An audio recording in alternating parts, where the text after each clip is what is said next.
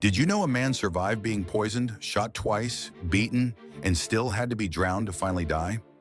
On December 30th, 1916, Prince Felix Yusupov invited the mysterious monk Rasputin to his palace for a simple dinner, but the cakes were laced with enough cyanide to kill 10 men.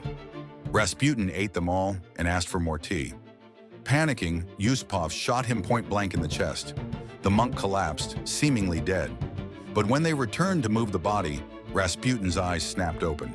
He grabbed Yusupov by the throat and tried to strangle him. The terrified conspirators shot him again, then beat him with clubs until he stopped moving. Still paranoid, they wrapped his body and threw it into the frozen Neva River. The autopsy revealed the shocking truth. Water in his lungs meant he had drowned.